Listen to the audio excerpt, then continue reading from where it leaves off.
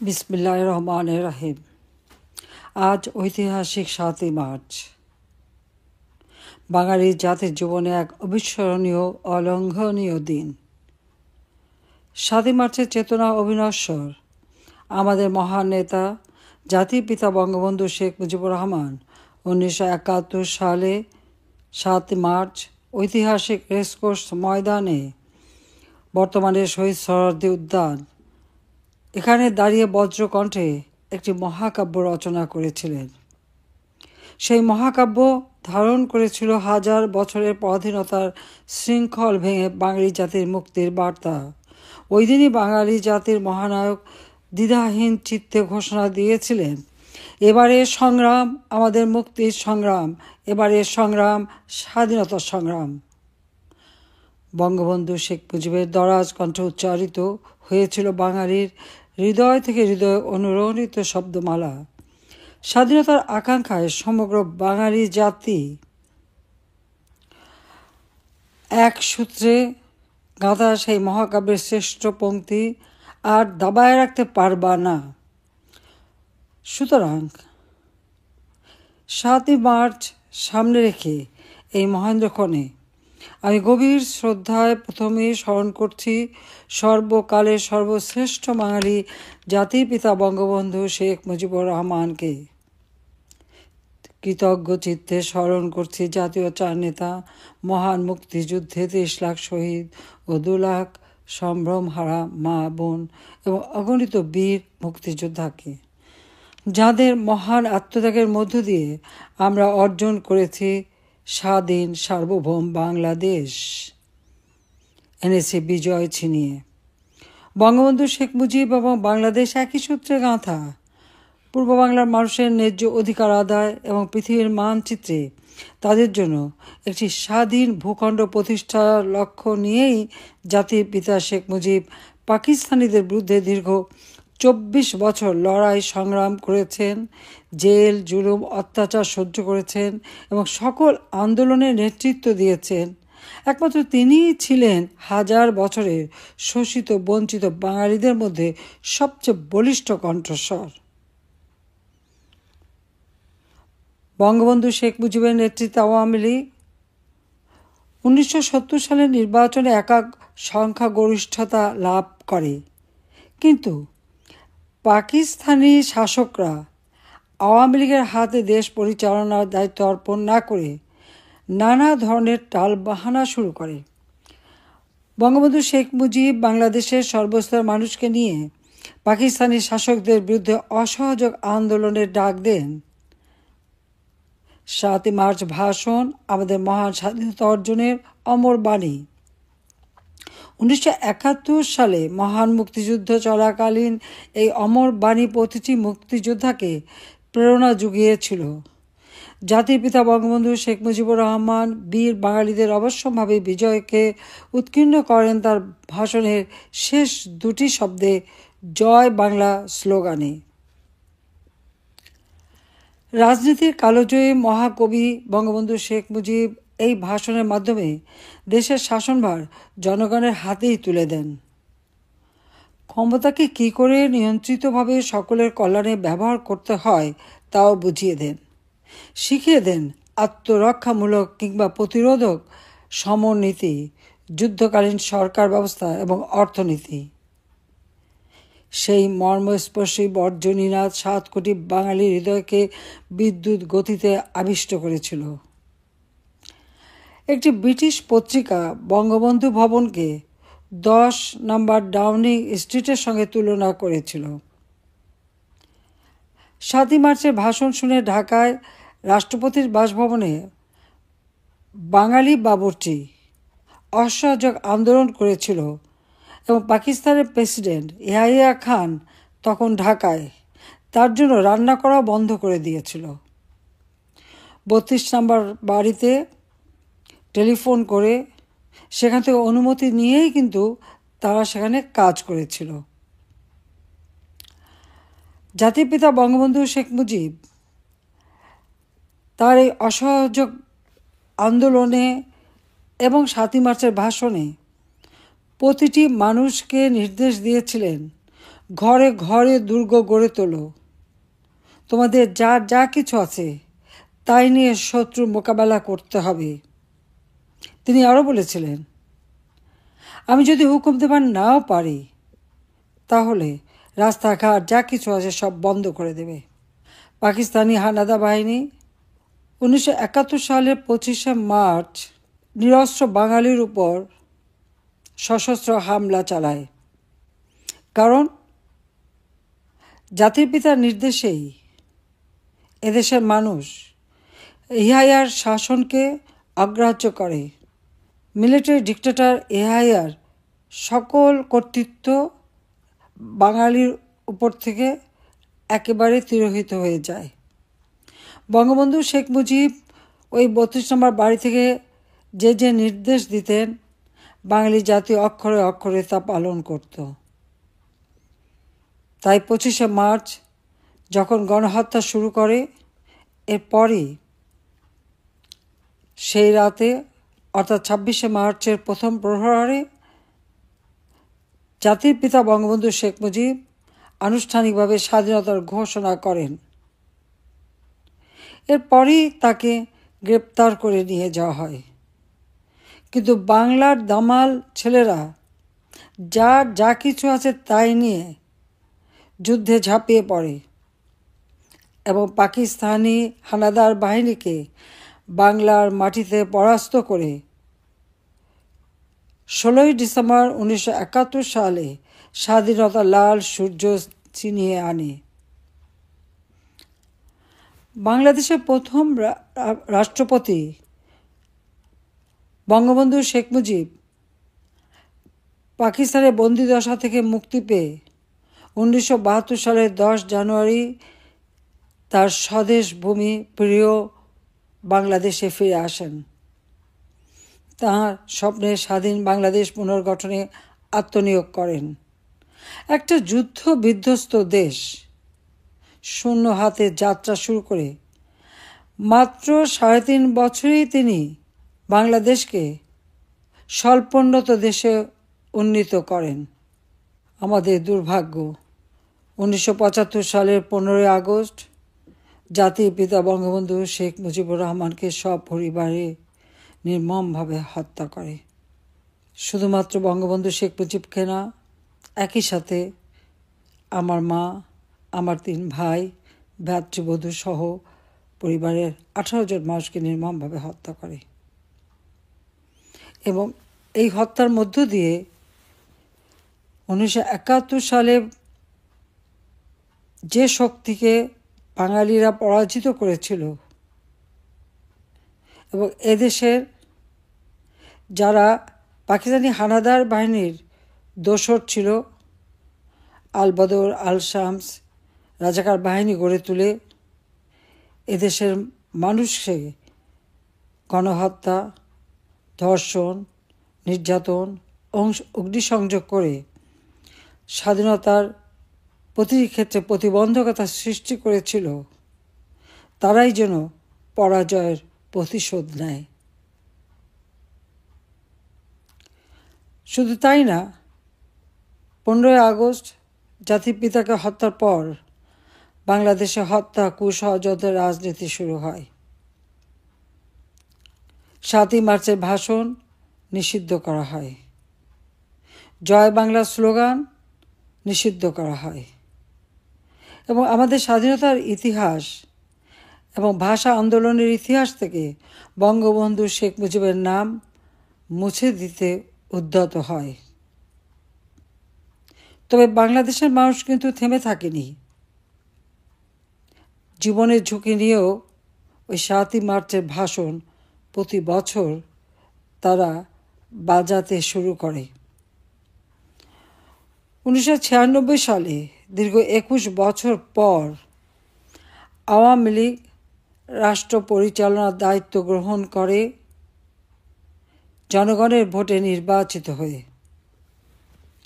গণতান্ত্রিক অধিকার ক্যান্টনমেন্ট থেকে জনগণের হাতে ফিরিয়ে দেয়।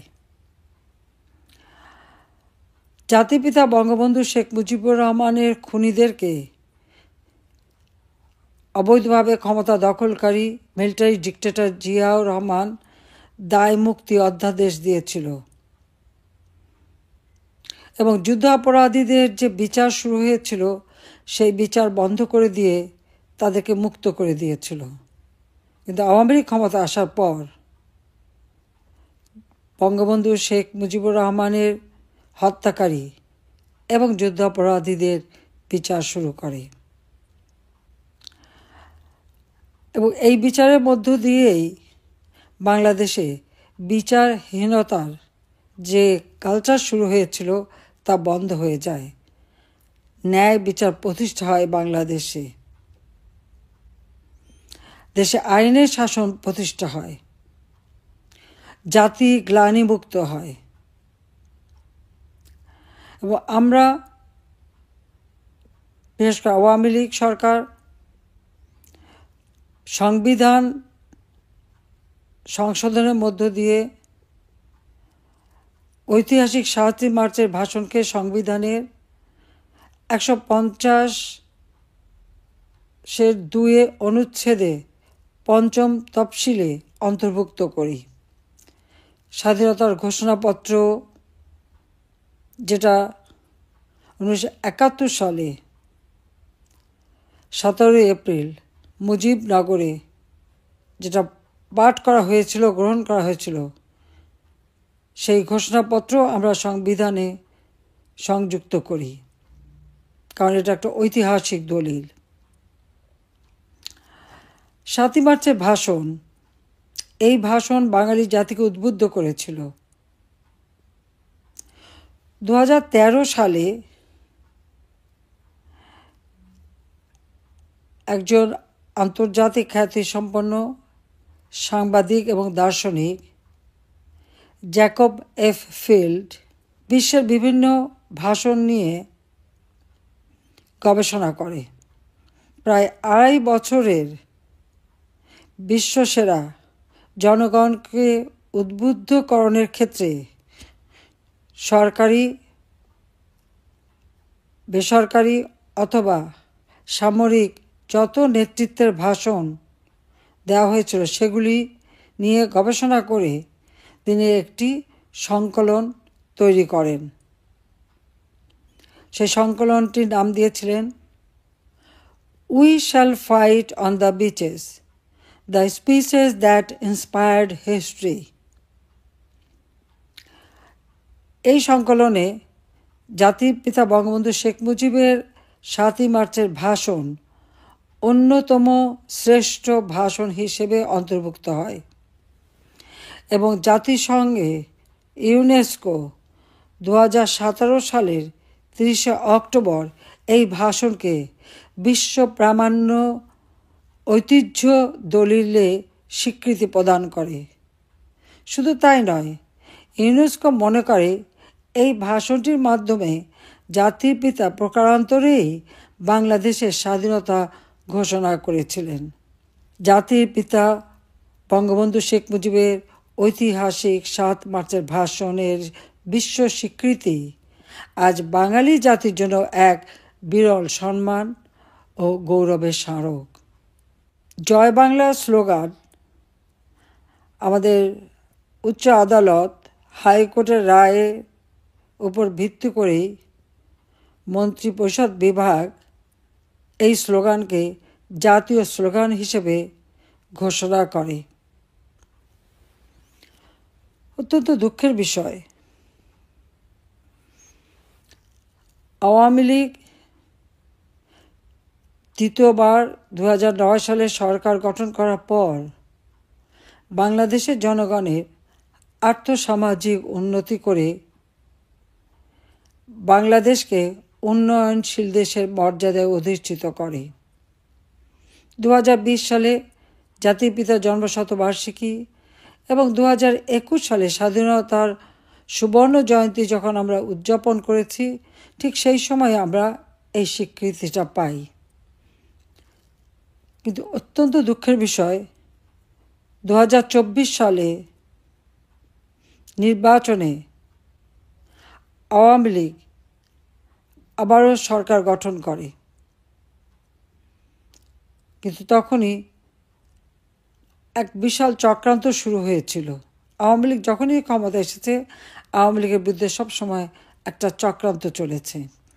আর এই চক্রান্তের মধ্য দিয়েই আজ বাংলাদেশে অবৈধ দখলদার ফ্যাসিস্ট ইউনূস বাহিনীও দেশবিরোধী ও স্বাধীনতা বিরোধী পাকিস্তানি ভাবধারায় পরিপুষ্ট গোষ্ঠীকে প্রত্যক্ষভাবে মদত দিচ্ছে। সংবিধান লঙ্ঘন করে অবৈধভাবে ক্ষমতা দখল করে বাংলাদেশের গৌরবের ইতিহাস, বিজয়ের ইতিহাস, স্বাধীনতার ইতিহাস একে একে মুছে ফেলার চেষ্টা করা হচ্ছে। এমনকি জাতির পিতা বঙ্গবন্ধু শেখ মুজিবুর রহমানের যে বাসভবন ধানমন্ডি ৩২ নম্বর সড়কে, যেখান থেকে জাতির পিতা বঙ্গবন্ধু শেখ মুজিব স্বাধীনতার ঘোষণা দিয়েছিলেন, আর যে বাড়িতে তাকে নির্মমভাবে হত্যা করা হয়, যে বাড়িটি উত্তরাধিকার সূত্রে আমি আর রেহানা পেয়েছিলাম, আমরা তা বঙ্গবন্ধুর স্মৃতি জাদুঘর হিসেবে প্রতিষ্ঠিত করি এবং বঙ্গবন্ধু মেমোরিয়াল ট্রাস্টের হাতে অর্পণ করে দিই।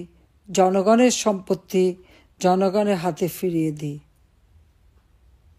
কিন্তু আজকে আমরা দেখি অবৈধভাবে রাষ্ট্র ক্ষমতা দখলের পর এই অশুভ শক্তি রাষ্ট্রের সকল পর্যায় থেকে মহান মুক্তিযুদ্ধ ও জাতির পিতা বঙ্গবন্ধু শেখ মুজিবুর রহমানের স্মৃতিচিহ্ন মুছে ফেলে দিচ্ছে একের পর এক। কোনো কোনো জায়গায় বঙ্গবন্ধু শেখ মুজিবের নামের পরিবর্তে কুখ্যাত স্বাধীনতা বিরোধীদের নাম বসিয়েছে। এমনকি সেই ঐতিহাসিক ভাষণ, যে ভাষণ আন্তর্জাতিক স্বীকৃতি পেয়েছে, সেই ভাষণও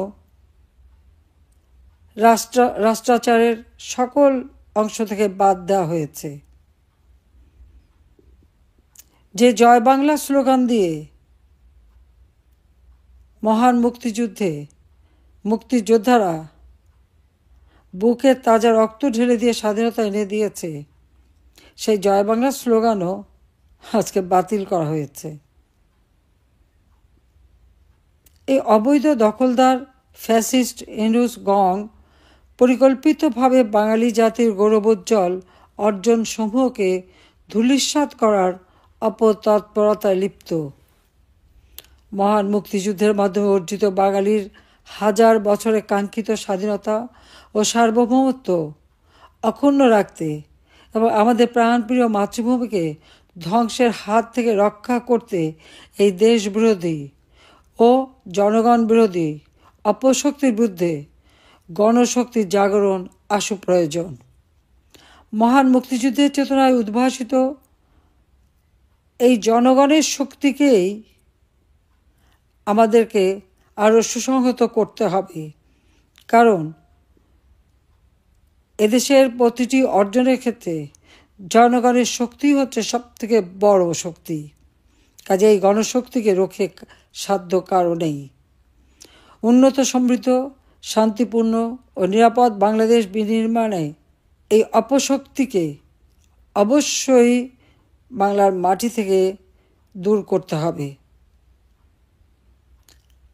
আমি মনে করি সমগ্র জাতি ঐক্যবদ্ধ হয়েই আমরা আজকে বাংলাদেশকে যে আর্থসামাজিকভাবে ধ্বংসের কিনারায় নিয়ে যাওয়া হয়েছে, দেশের মানুষের জীবন যে না বিশ্বাস উঠেছে, দ্রব্যমূল্যের ঊর্ধ্বগতি,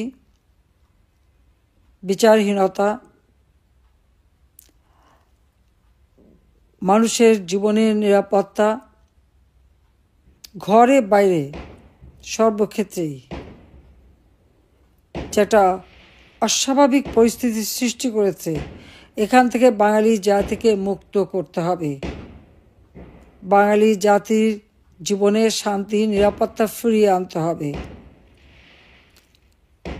অর্থনৈতিক, রাজনৈতিক, সামাজিক ও সাংস্কৃতিক মুক্তির মধ্য দিয়ে বাঙালি জাতির হাজার বছরের ইতিহাস ও ঐতিহ্যকে আরও সমুন্নত করতে হবে। আমি বিশ্বাস করি জয় বাংলা স্লোগান এবং জাতিপিতা বঙ্গবন্ধু শেখ মুজিবুর রহমান এর ৭ই মার্চের ভাষণ যুগে যুগে বাঙালিদের বিশ্বের বুকে আত্মমর্যাদার সাথে মাথা উঁচু করে চলতে এবং মা ও মাতৃভূমির পক্ষে লড়াই সংগ্রামে অনুপ্রেরণা যোগাবে। আমি তাই সমগ্র বাঙালি জাতিকে এই আহ্বানই জানাবো যে ইতিহাস বিকৃতির মধ্য দিয়ে বাঙালির যে অর্জনগুলি একে একে নস্যাৎ করবার চক্রান্ত করে যাচ্ছে তার বিরুদ্ধে সকলকে রুখে দাঁড়াতে হবে। আসুন আমরা মহান মুক্তিযুদ্ধে আমরা যে বিজয় অর্জন করেছি, বিজয়ী জাতি হিসেবে মাথা উঁচু করে চলার জন্য আমাদের তরুণ সমাজ, আমাদের দেশের আবাল বৃদ্ধ বনিতা সকলকেই আমি আহ্বান জানাচ্ছি।